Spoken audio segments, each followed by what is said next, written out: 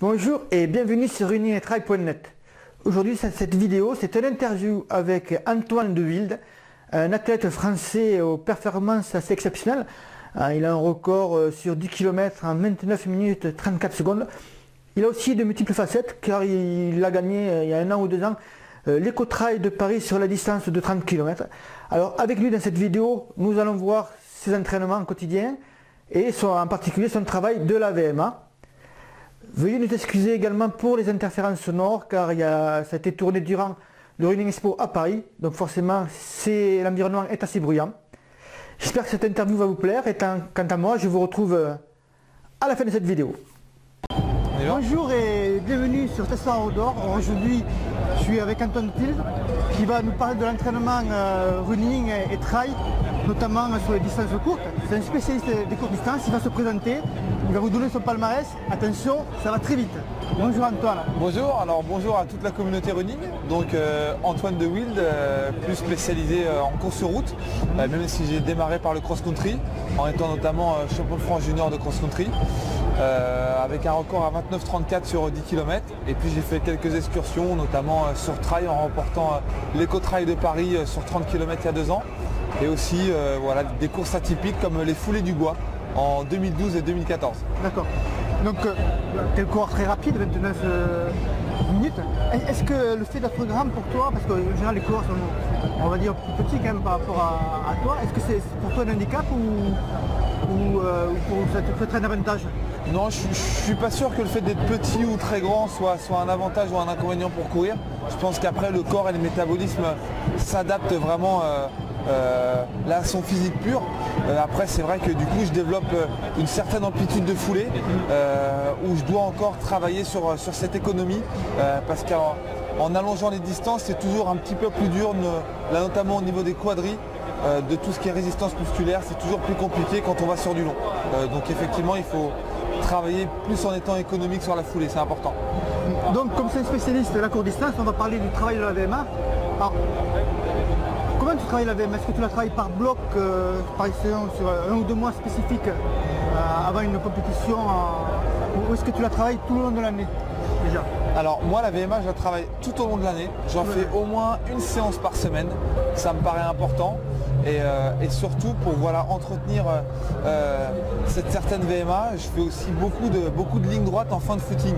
Voilà, pour garder vraiment un pied solide et un pied tonique qui va me servir derrière pour être un peu plus à l'aise sur ces séances de VMA qui sont quand même toujours un petit peu rapides. Quand tu dis tu gardes les lignes droites, c'est-à-dire qu'à la fin de ton footing, par exemple, qui va durer 1 heure, 1 heure et demie, tu vas enchaîner plusieurs lignes droites et tu vas stopper l'entraînement de suite après une petite retour au calme, tu vas stopper l'entraînement de suite après? Voilà, exactement, c'est-à-dire je vais avoir une séance VMA, on va dire le mercredi.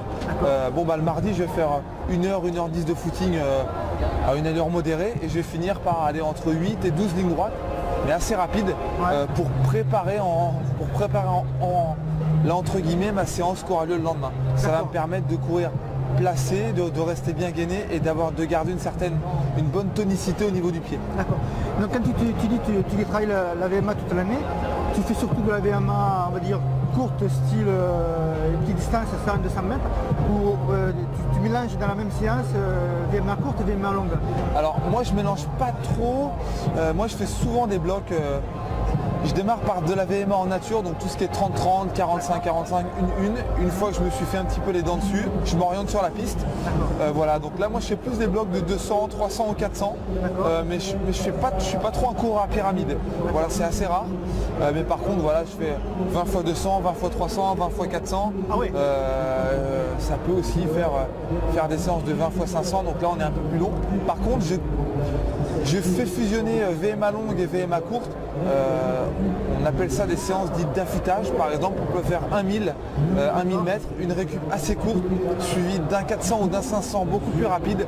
Voilà, on fait ça vraiment entre 10 à 15 jours avant une compétition sur un 10 km. Ça va permettre de nous affûter et vraiment voilà, de garder une intensité de course et la hausse du niveau cardiaque.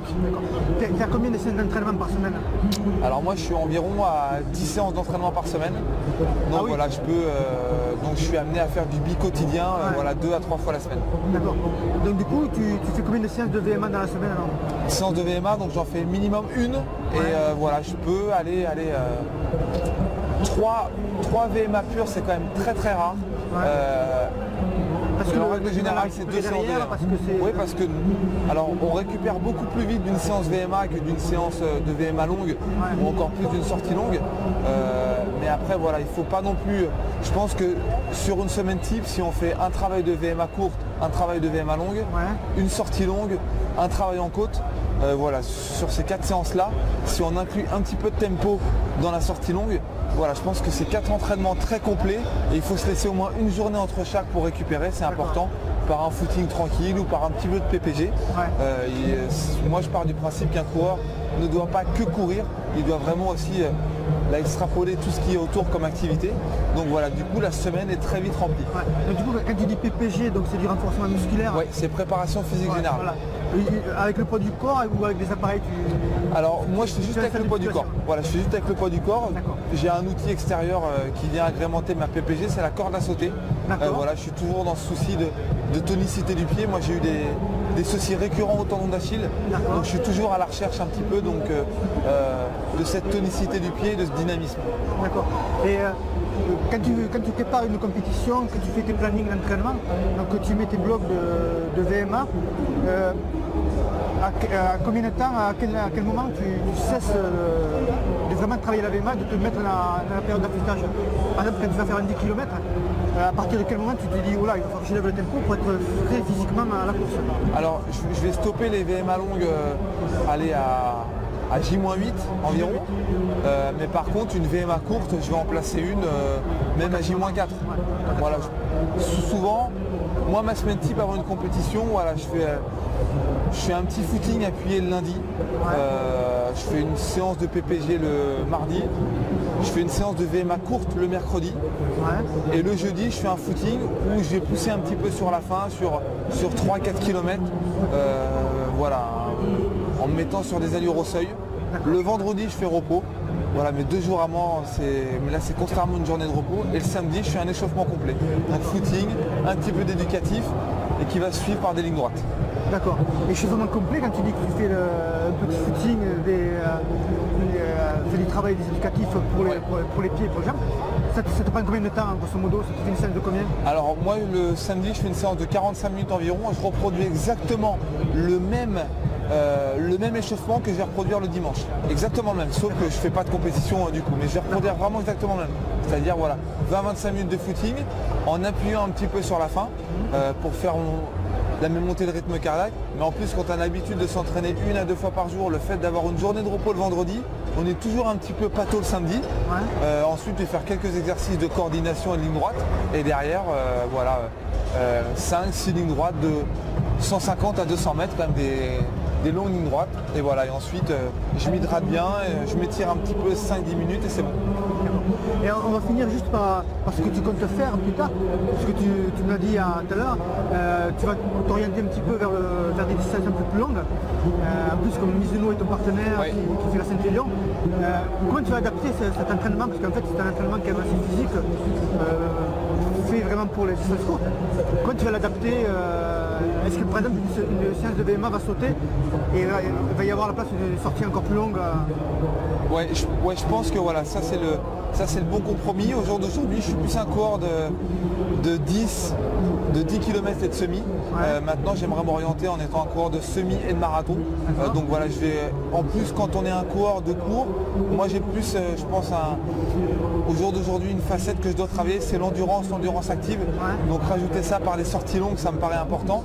Et après, si on est amené à courir voilà, des événements comme la Saint-Élion, vu que Mizuno est partenaire, on s'est servi un peu de cette soirée pour annoncer cet événement-là. Voilà, c'est important de rallonger les sorties sur des terrains même un peu plus vallonnés. Voilà, d'aller dans la colline, d'aller un petit peu en montagne et de faire des sorties de 2 à 3 heures à allure réduite. Et voilà, mais je garderai toujours à la fin de ces footings longs ce souci de faire quelques lignes droites pour garder une certaine posture, un certain dynamisme, parce que je pense que voilà, même le coureur à pied lambda là où celui qui fait de l'ultra trail doit garder un petit peu ce souci de tonicité. Je vois des athlètes comme Benoît Cory, je parcours un petit peu son blog de temps en temps, où il est capable de faire des 300 mètres en 48-49. Ouais. Pour un trailer, je trouve ça c'est des temps que fait un coureur de 10 bornes qui vaut 30 minutes sans problème. Donc il a toujours aussi ce souci d'aller vite sur la piste et d'aller vite pour pouvoir être performant et être solide sur des efforts plus longs. Qu'est-ce qui te fait le plus peur quand tu vas aborder ces distances longues justement est-ce que tu as une appréhension particulière par rapport à quelque chose que tu ne maîtrises pas encore forcément? Oui. Et que tu es plus sur la distance courte Après, moi je suis plus un coureur qui est impulsif, donc du coup ce qui me fait peur c'est de vraiment d'essayer de prendre sur moi et d'avoir une grande patience de course. Ouais. Ça c'est important. Sur des heures du coup, c'est ça qui est compliqué. Nous on fait des courses entre 20 et 40 minutes. Ouais. On a envie que ça fight tout de suite. Et je pense que c'est ça qui est un petit peu inconnu pour nous, c'est des efforts de 2, 3, 4 heures, il faut être très patient. La course ne se joue pas dans la première heure, encore moins dans la deuxième. Et voilà, donc il faut arriver à travailler ça. Mais je pense que voilà, en accumulant les sorties longues, les entraînements longs, mais ça va venir et ça va faire office aussi d'expérience ensuite pour la suite. D'accord. Mais c'est parfait Antoine, je te remercie beaucoup pour cette interview. Merci à toi. Et je te dis à une prochaine et surtout bonne saison de running et de trail alors. Merci et à bientôt tout le monde. Bye bye. Ciao ciao. Et voilà, l'interview est finie. J'espère que vous avez appris plein de petites choses et de petites astuces que vous pouvez mettre en application lors de vos entraînements. Et bien sûr, vous êtes libre de vous abonner à notre newsletter et de recevoir en cadeau des guides numériques à télécharger en format PDF. Je vous dis à très vite sur runningtrail.net et bon run!